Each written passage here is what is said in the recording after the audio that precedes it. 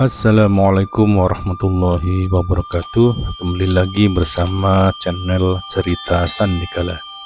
Kali ini sebuah cerita horor yang diambil dari Google, Jagat Mistis Nusantara volume 2 karya Hari Wijaya. Sebuah cerita yang berjudul Kuntilanak Hamil. Sebelum kita lanjut ke ceritanya, mohon untuk tekan terlebih dahulu tombol like dan juga tombol subscribe di video ini. Nyalakan juga lonceng notifikasinya agar tidak ketinggalan dengan cerita-cerita terbaru di channel ini. Dan seperti apa ceritanya kali ini, langsung saja kita masuk ke kisah ceritanya. Malam itu, Erna merapikan beberapa berkas milik pasien yang datang ke klinik tempatnya bekerja. Erna adalah bidan yang baru dipindah ke desa ini, desa yang agak jauh dari perkotaan. Di desa ini, Erna disediakan sebuah rumah untuk tinggal selama menjalankan tugas. Lokasi kliniknya berada di jalan utama desa, tapi suasananya lumayan sepi dan agak jauh dari rumah-rumah warga.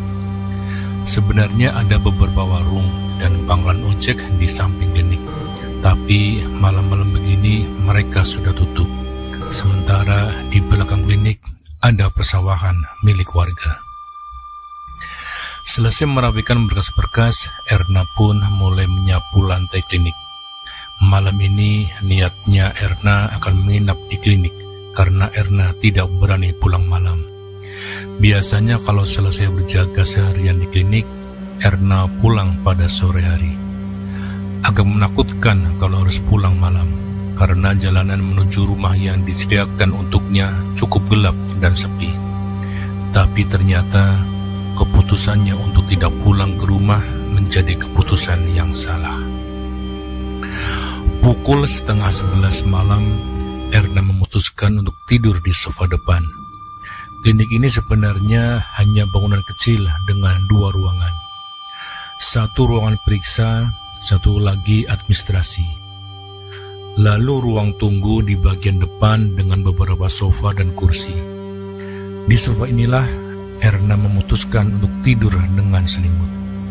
Di luar gelap gulita, tidak ada penerangan sama sekali meski ini jalan desa. Angin dari luar sedikit masuk melalui ventilasi. Udara jadi sejuk, Erna pun mengantuk dan dalam beberapa menit kemudian Erna pun tertidur. Tok tok tok. Erna membuka mata dan mendadak terbangun dari tidurnya karena pintu depan klinik diketuk. Yang pertama kali dia lihat adalah jam dinding. Apakah ia bangun kesiangan? Ternyata tidak. Ternyata jam masih menunjukkan pukul 1 dini hari. Siapa yang datang ke klinik jam segini? Erna lalu mengambil kacamata dan memakainya. Selimut Erna sibak dan segera bangkit dari sofa. Kakinya bergegas berjalan menuju pintu untuk mengecek siapa yang datang. Barangkali ada situasi darurat. Sesampainya di depan pintu, Erna memasukkan kunci dan memutarnya. Pintu pun ia buka. Angin dingin langsung masuk seketika saat pintu dibuka, dan ternyata tidak ada siapa-siapa di luar sana.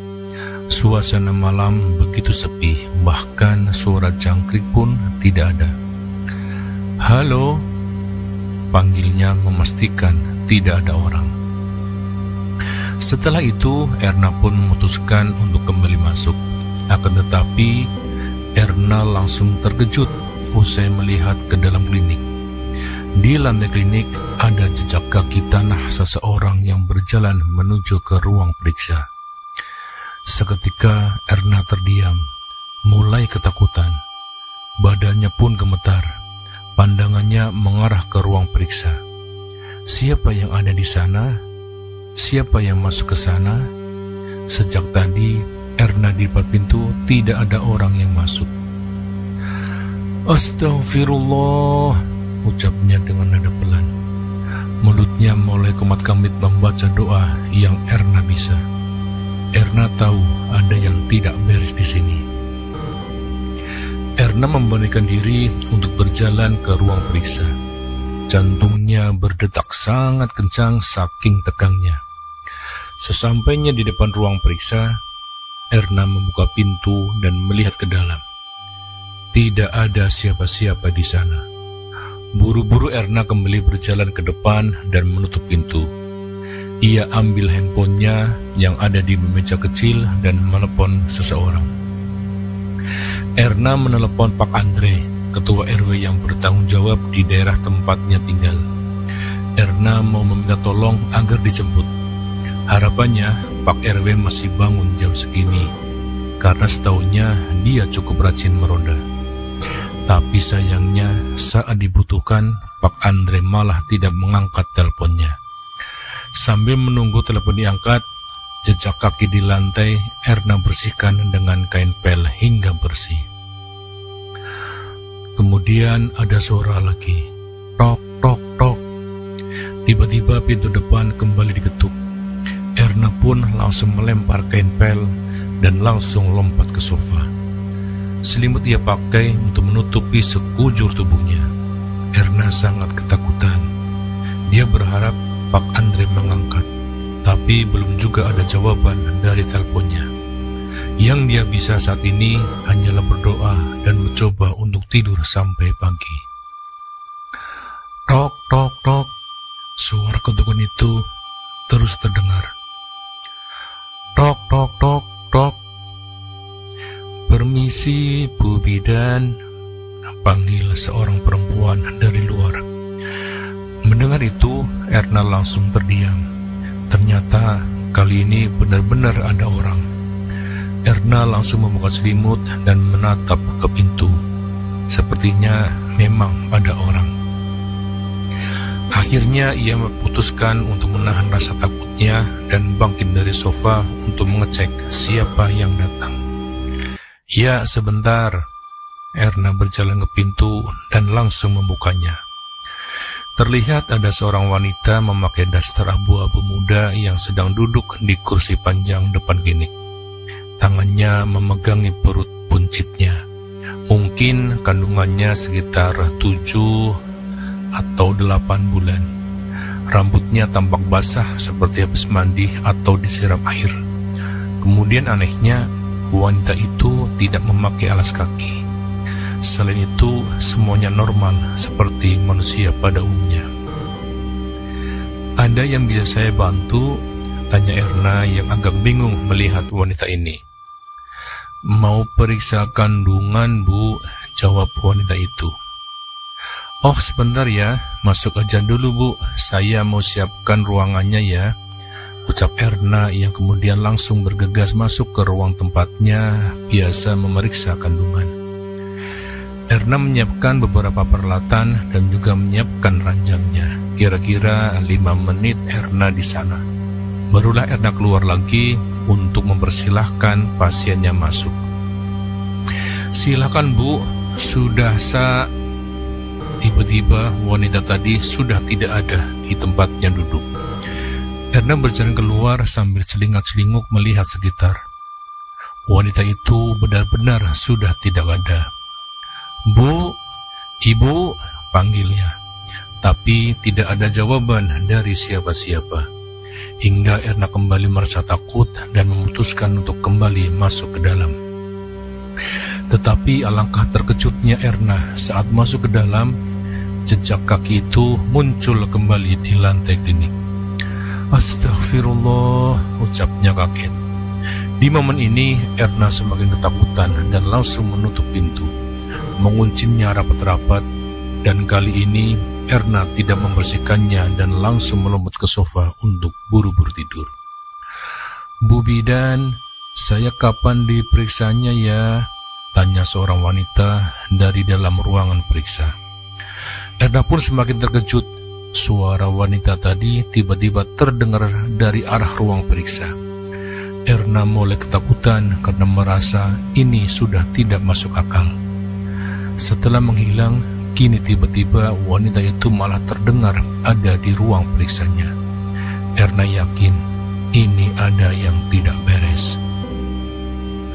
Bu Bidan, ayo periksa saya, katanya lagi. Biar takut, Tapi Erna penasaran.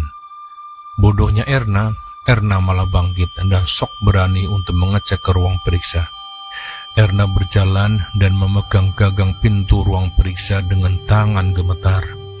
Nafasnya juga sudah tidak karuan saking tegangnya. Pelan-pelan pintu ia buka dan Erna melihat ke dalam. "Ayo periksa saya, Bu. Takutnya bayi saya ikutan mati kayak saya," ucap wanita berdaster abu-abu muda tadi yang kini sudah berbaring di atas ranjang. Wanita itu sudah berubah. Wajahnya menjadi menyeramkan. Kulitnya putih pucat seperti mayat. Bagian bawah matanya menghitam dan pupil matanya mengecil melotot ke arah Erna. Sekujur badannya juga basah kuyup termasuk rambutnya yang lepek. Wanita itu memperlihatkan senyuman yang lebar, menunjukkan gigi-giginya yang tampak sudah menghitam, entah membusuk atau kenapa. "Bu, ayo Bu, periksa saya. Hihihihihihi." Erna pun berteriak saking ketakutannya. Langsung Erna berlari kembali dan melompat ke sofa. Tubuhnya meringkuk sambil menutupi badan dengan selimut sambil menangis ketakutan.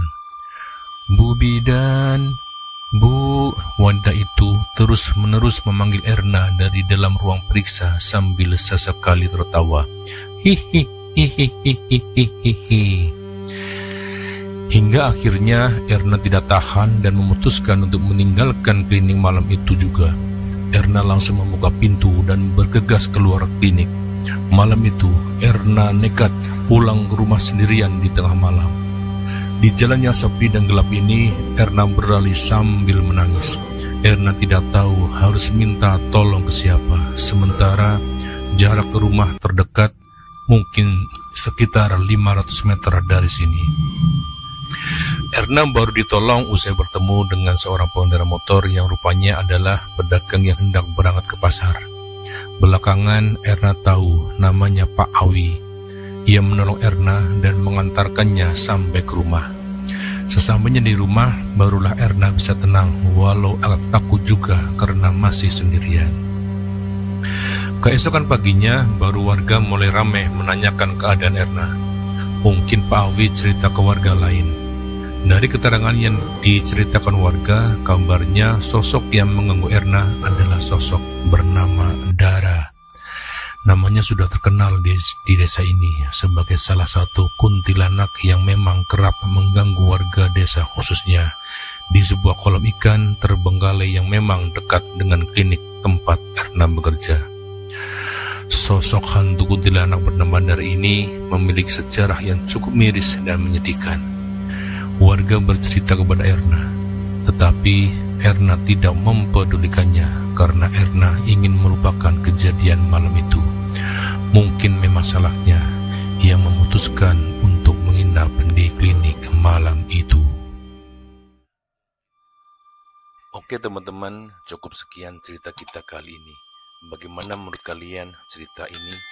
Tulis di kolom komentar dan semoga apa yang ada di kisah cerita ini menjadi pelajaran untuk kita semuanya. Dan bagi teman-teman yang baru bergabung, jangan lupa tekan tombol like, share, dan komen, serta subscribe channel ini dan nantikan kisah-kisah cerita horor lainnya. Tetap di channel Cerita Sandikala. Wassalamualaikum warahmatullahi wabarakatuh.